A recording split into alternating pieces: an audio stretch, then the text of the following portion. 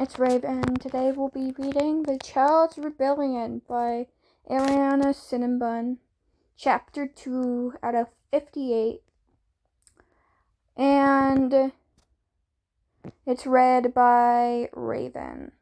Anyways, freedom in any case is only possible by constantly struggling for it. Albert Einstein. Wait, does that say Einstein? I don't know. I'm the Chief Operations Officer of the L'Manberg, Tubbo explained, after when they'd been forced back into their cells. They'll hear you, Tommy hissed, afraid their cover had already been blown. A cold sweat began to leak from his skin. What if he was still alive? What if he was here?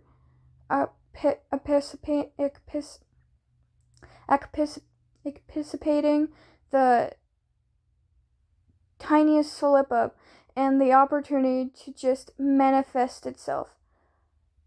I carry a jammer with me at all times, Tubbo said breezily, interrupting Tommy's lagging stream of thoughts. Thankfully, as they'd been getting out of hand, when had he fallen so far as to slip to this degree? We're free to talk without the chance of someone overhearing us, he smiled kindly. You said your parents were part of the Galactic Rebellion, yeah? Parent. Tommy demolished immensely. I never knew my mother much. My dad taught me a bit about hacking, hence the door, and we traveled with my aunt. I'm sorry for your loss, Tubbo said. Do you know who they were to us? They never told me they were part of the rebellion, Tommy explained. But I knew later on, once I had some time to think about it, he snorted. And I had a long time to think about it. You've been here since you were 10? Tommy glanced up at him, mouth open in question, and then snapped shut when he realized that Tubbo had the data pad back out. Yes, I'm 16 now. Yes, I'm 16 now. He flushed at Tubbo's raised eyebrow. Nearly 17. Tubbo didn't have to know that he'd been elsewhere for good portions of his time captured. Tommy saw the first entry date, stardate 92340.A1 to current date, stardate 9885956. And that was what was necessary, and all Tubbo needed to know. He was suddenly glad of the thrillness he had gone through to make sure Tommy would not be missed. Tubbo would not know what had been part of, what he had survived, and how far he had fallen. That matches up to... Tubbo cuts himself off classified information. Wow, and your mission isn't one of them? He remarked sarcastically, pushing his dark thoughts out of his head and back into convincing with his fellow teenager. It made things more manageable. Not like that, Tubbo said. He sighed. It's complicated. What are you even here for, Tubbo? Tommy asked. Knowledge, the boy said. As I said, we're trying to find information on the artifact. He seemed slightly uncomfortable, as if he'd already revealed too much, which he had. Even Tommy knew that much. You mean the artifact the rebellion stole? Tommy asked, raising an eyebrow and thinking of individual conversations that had taken place throughout the course of his life, some of which remained ingrained in his head in his nightmares. We didn't steal anything, Tubbo snapped. They they're accusing us of stealing the artifact, but we didn't, and he sighed. Sorry, I forgot you've been here for a while and only know the word of the arachnids. Tommy clacked his lips shut and tried not to breathe too hard. So, why are you trying to find it? He asked hesitantly.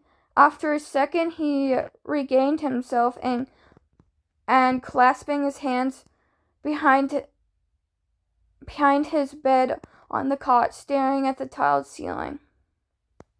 So we can end this galactic war, Tubbo said. Most of us are sick and tired of it. We've lost too many family members, too many friends. His mouth scrunches up into a thin line. I lost my parents 2 years ago. I'm sorry, Tommy said. And he surprised himself when he said that. Well, not when he said it, but when he realized he meant it. It's fine, Tommy said with a sad smile. They weren't excellent parents anyways. I miss them anyway. I miss them for my sister. He smiled again, more to himself than any occupants of the room. They loved her, even if they didn't love me. She's trained to be a medical officer, he added, almost in afterthought. Sounds interesting, Tommy lied. Tommy laughed. It's not, he said. But both mother and father were ones, and well, when I chose to pursue operations, especially when I got onto the L'Manberg, they weren't happy. Jealous? Tommy asked, thinking of his own ship. He had only known the two of them. Mostly others switched on and off, but it had been his home for 10 years. It's considered one of the best in the Galactic Rebellion, Tommy said with a wry smile. I got chief position a few months back, but I've been on the ship since I was 14. As I said, they weren't happy, but I was actually good at something other than medicine. Your sister, what's her name? Lani, Tommy said with a sigh.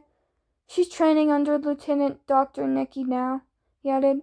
On the L'Manberg as well. It's scary having the last member of your family there, especially when we do dangerous missions, but I think I'd rather know where she is than leave her on a planet and have that planet be invaded while I'm gone.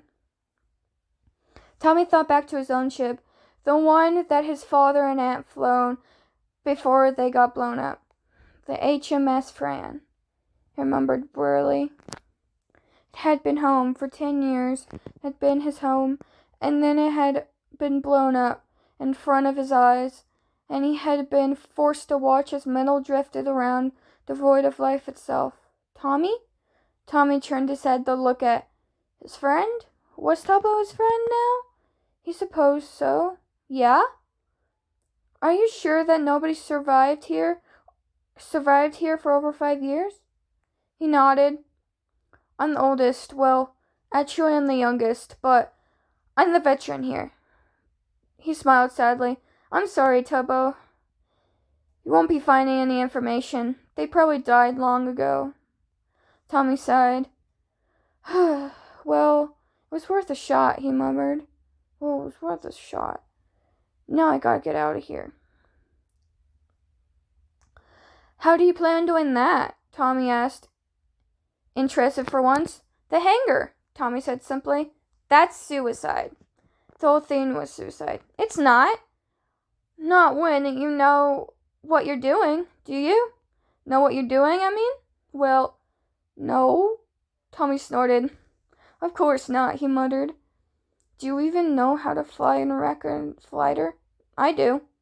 He interrupted, squeezing his eyes shut and praying that Tubbo did not ask why he knew or how he knew. He would not answer, and his suspicion would logically follow. Tubbo paused, looked at him for a second. Do you want to get out of here, Tommy? He asked carefully. Tommy felt a grin appear on his face. Half because Tubbo did not ask, and half because there was so much of him that leaped at that question and screamed, "Yes, gladly," he said. And for the first time in his life, he did. He wouldn't go with the rebellion, but maybe they would pay him something for helping free one of their child spies. Perhaps he would get enough to start a new life, away from this mess, on a green planet with plenty of food for its dying species. He wouldn't have to know that Tommy was gone. Perhaps he would see them again. Great! Great! Tubbo said, pulling his data pad and tapping a few things. The remand book should be here soon. He croaked his head as the line of text that Tommy couldn't read appeared and flicked his wrist. The data pad disappearing back into his fourth dimensional space. That easy? Tommy gaped, and Tubbo grinned at him. We're the best of the best, Tommy. Who's your helmsman? He found himself asking. It had been his aunt's position, and he had been listened patiently for once, as she explained how to fly the ship, while his father sat in the captain's chair watching with prideful eyes. Tommy grinned and faded. How do you know that word? The helmsman of the HMS Friend taught me some things. The HMS Friend? Your family served on that ship? Tommy winced. Yeah, he said finally, neglecting to mention that his aunt had been the helmswoman and his father the captain. And before she had died, his mother, the chief medical officer. Why? Do you know it? Tommy, that ship is a legend, Tommy gaped. They did hundreds of missions for 14 years without being caught. Believe me, they were caught, Tommy said dryly, and killed. Every single one of them. Some of them worse than others. Tommy's expression softened. I'm sorry, Tommy, he said. I would have liked to meet Captain Sam. I think he was apparently a brilliant leader and an even better mechanic. Tommy inhaled sharply at the mention of his father's name. Tubbo's sharp eyes noticed that. You knew him? You could say that. And his co-captain,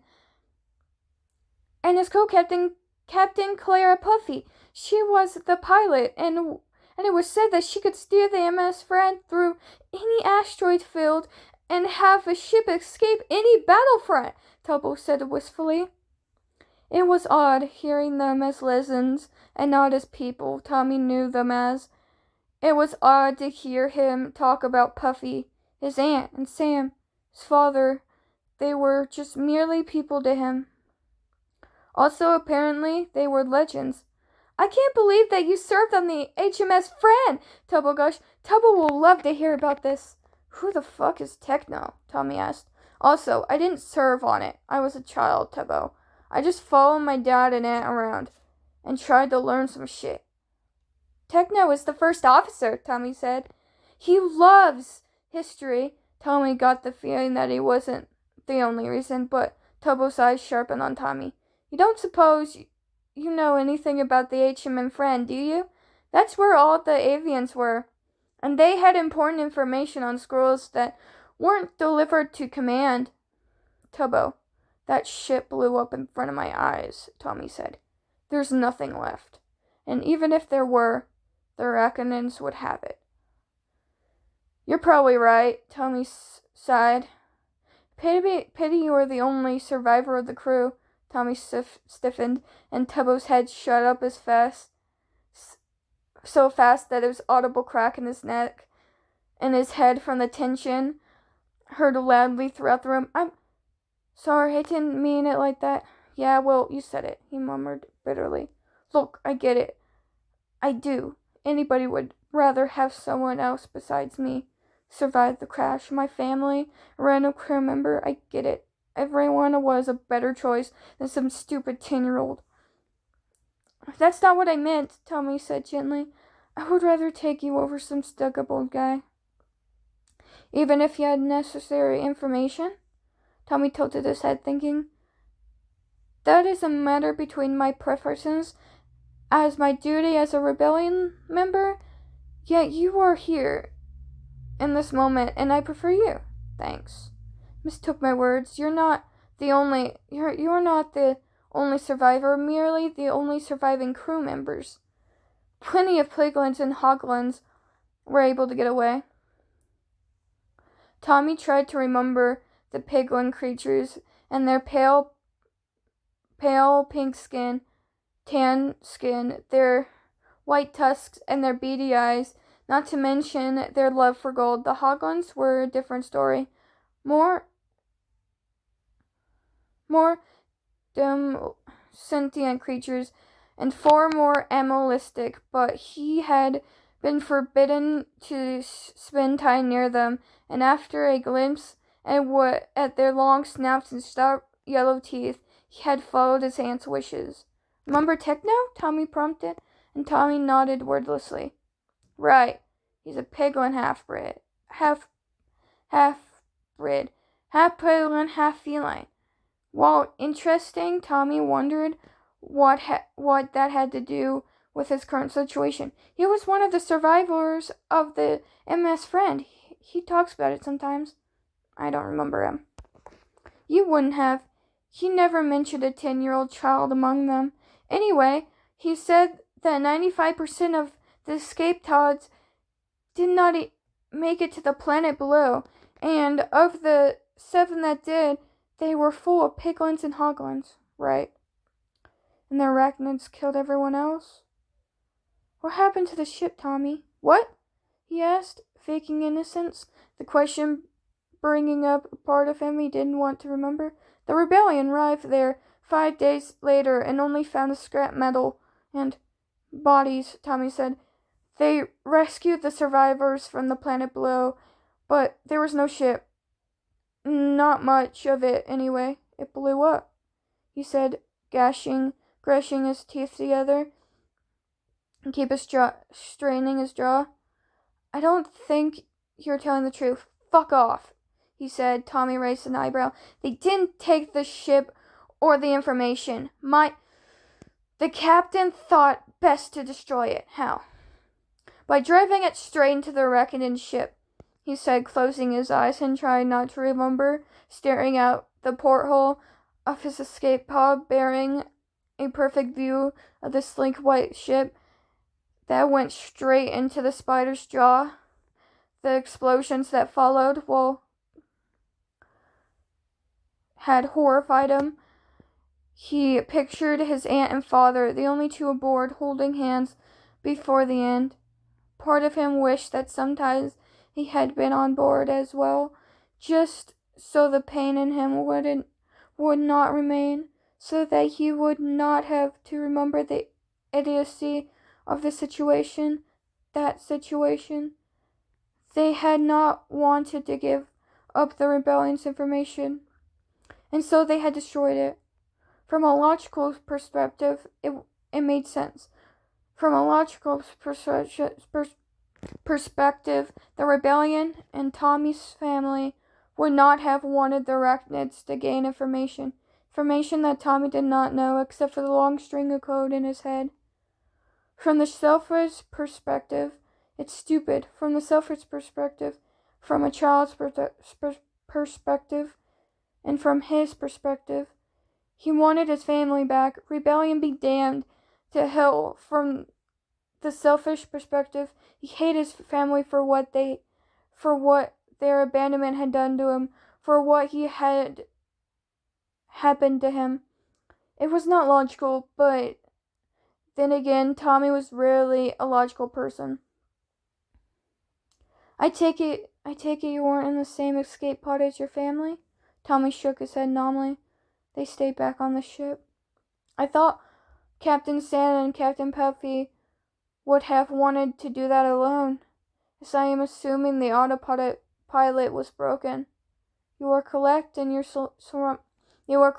assumptions, he said robotically, trying not to cry. I was the final escape pod, and they were not. How selfish of them, Tommy observed, anger flashing in his eyes. The ship already had a subtle amount of crew members to attend to the end of the captain's wishes, so why did they not come with you? Tommy closed his eyes, leaning back against the cold wall. His throat was sick, as if there was a lump that he couldn't reach. He had talked about this ever, really? And now he was sitting down with a boy he had only known for a few hours. Had it been a day yet? He talked about the tragedy that had been a legend, Tubbo. They left a kid to be on his own, Tubbo. They left a kid to be on his own, Tubbo said, enraged and furious. Captured by the arachnids! At least they could have done is be here with you, so they aren't fucking alone, Tubbo. It doesn't make any sense, Tubbo! Tommy realized he was breathing hard and shot ragged out in now quiet room. Tubbo! Sam was my dad. Puffy was my aunt. Oh, Tubbo said. He didn't have time to say more, because all hell broke loose. It turned out Tommy had lost his touch with flying.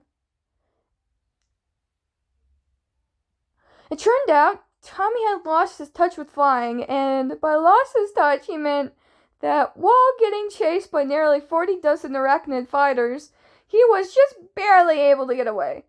He would have called Tommy pitiful. Sam would have stood there with a smile and encouraged Tommy to try again at the simulation. Of course, this wasn't a simulation. This was real life. And Tommy had just flown out of a landing zone and into the asteroid belt that the prison was part of. After all, it was just a bit of technical heavy metal carved into a giant rock that was heavily protected and had about 1 trillion fires in it. Tommy gritted his teeth and turned the controls, driving the small 2-seater fighter behind the asteroid, dodging a line of golden spacecraft fire. Damn it, he muttered. Shields at 20%! Shields at 20%! Tommy warned him, pressing down firmly and twisting the gun to fire back at the followers. We must get to the Lemberg! I don't see your fucking ship anywhere! Tommy roared, doing a point roll to dodge another fire. If we leave this asteroid belt, we'll die! Prisoners T869 and T391, please relinquish control of your vessel and surrender peacefully to the arachnids. Oh, fuck off! Tommy shouted, slamming his hand down on the communications board, doing an inside snap roll and dodge.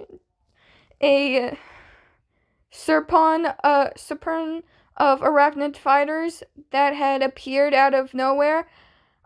I do not think Bad would approve of that, Tubbo murmured. I don't think Bad would approve of that. Less talking, more firing, he snapped, holding his breath and moving onto a 4-point roll, a maneuver that he had been shown only once. Tommy gaped as the world spun before righting itself, and Tommy fumbled with the semi-familiar controls of the arachnid fighters. How many times have you flown an aircraft like this? He demanded, fingers assuming their motions on the triggers as the world spun past, stars swirling into pale lines as they zoomed over and under asteroid belts. Tommy was temporarily mesmerized by the beauty of space. It always had been and he only got to see it bi-monthly, and every time it took his breath away. Less staring, more flying! Less staring, more flying, Tubbo snapped, mimicking his voice. Tommy snorted and dodged into a mailman maneuver. We're going to die if your stupid spacecraft isn't here. We're gonna die if your stupid spacecraft is here about 20 seconds, he retorted. Tommy glared at him, but didn't respond, as he fired more lasers out of their gunship, missing most of the time, but the occasional bounds of joy were heard by Tommy's ears as the concentrated on not letting them die. The fighters are not operating at max capacity, Tubbo announced. I am well aware. Otherwise we would be dead, he said, going into a reverse half Cuban 8. That procedure had required some practice, though not in person, in a simulation environment. He barely accomplished it, just scraping the tip of the asteroid as he pulled up, dizziness swinging through him like waves in a Hollow movies. How many times have you flown a real fighter again? Tubbo squeaked. None, he replied grimly. None in space, anyway. He'd flown an arachnid fighter before, just in an area with gravity, over the golden fields of a red planet. None! A disturbance shut the other boy up, and Tommy looked up to see... None? A disturbance shut the other boy up, and Tommy looked up to see a giant silver ship appear just outside the other end of the asteroid belt. He approximated a few trillion meters, granted his teeth, and dove into the open space. By now, about 24 fighters were circling them, and Tommy swallowed when he saw an arachnid warship warp into space behind him. Fucking contact them! He shouted, nodding the L'Manberg written on the side of the silver vessel in giant blocky letters. The rest was a blur. As he dove into the bell side to avoid just about 1 million lasers that were now shooting to kill. Well, shit. Tubbo stopped firing, making the split-second decision that guns would no longer be helpful in this situation. He was right, Tommy yelped as they were hit. Barely, just barely. Small chunk smoking metal lost to space behind him as he punched the gas, an old metaphorical term, as the arachnid ships ran on Iceland and aimed for Tubbo's stupid ship.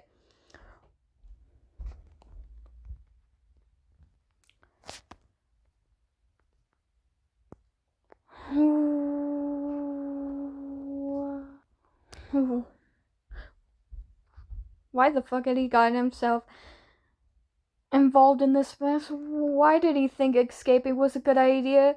It was an excellent way to get himself captured and back. AN Craft 2876 to L'Manberg. Do you copy? Tubbo's voice said, somehow maintaining his calm. I repeat, do you copy? A second of silence. Tommy cursed up and down a few choice ones that his dad and Aunt Shirley would never have approved of, and a few ones that he learned from the prisoners, and a red planet covered in brown grass. AN Craft 2878, we are receiving your hail. State your intentions. Fucking finally! Tommy yelped, banishing his leaking thoughts from his mind. He swore he heard someone snigger on the other end before Tubbo returned, talking to the woman speaking. Had a strange accent that he couldn't exactly pinpoint. pinpoint some form of carrion, maybe? Minx, this is underscore, Tubbo said, and Tommy raised an eyebrow, the clear code name. Can you page me through to Wilbur? Tubbo? Nice job of keeping my name out of your mouth, Tubbo grimaced. Holy fucking shit! I've never been so fucking glad to hear your fucking voice in my whole life. I don't know why I went more Irish than British, but that it's fine. I can't do accents if you can't tell. I appreciate the sentiment, but I need a communication access to the bridge. Now, Tubbo snapped, and Tommy wheeled into an adrenaline roll. The other boy on the craft gasped softly as Tommy dodged behind the asteroids, swearing as he noted smoking engine. Not good, not good. Alien Craft 2878, this is the L'Manberg Bridge you're currently broadcasting to. Oh, Tommy swallowed as he recognized that voice. It had been 6 years ago, but he would have recognized that Terrian accent anywhere. It's Wilbur. Wilbur! Tubbo shouted, gasping again as Tommy slammed into the halt and changed his descent into what could only have been way downwards, except there wasn't any direction called down in space. Do you see the fighter aircraft, Tubbo? Tommy heard the shouting in the background noise behind Wilbur's soot, but maintained his silence as he concentrated on not dying. Do you see the aircraft? A moment of silence. Harvey has eyes on the small craft that is being tracked by 23 arachnid ships and a battleship. Wilbur was impressively calm as he took in the scenario that they were currently in. Tommy noted, "That's us!" Tommy wailed. Wilbur was less calm. How the fuck are you alive? How the fuck are you alive? That's some damned fancy moves. That doesn't matter. Get us out of here, Tommy screamed, bringing his knees to his chest as Tommy clicked a few more buttons, trying to increase the speed. Can you beam us out? Funzy says that we cannot do so, as your shift is moving too unpredictably and at too fast of a rate for him to lock control of it. Then tell me where to fucking fly. Dream is moving us into position. Can you make it 14 kilometers to your 7 o'clock? Tommy glanced behind him, gritting his teeth as Tubbo stared at him with wide brown eyes. He nodded once. It could be close, but it would be damned if he didn't try. Yes, Tubbo said, voice more confident than it had been before. We await your arrival. Tommy snorted. See you there, Tommy managed. Good luck. Huh, my voice is dead. It's so dead. That is chapter 2 of The Child's Rebellion by Ariana Cinnabon. Have a good day, I guess. Goodbye.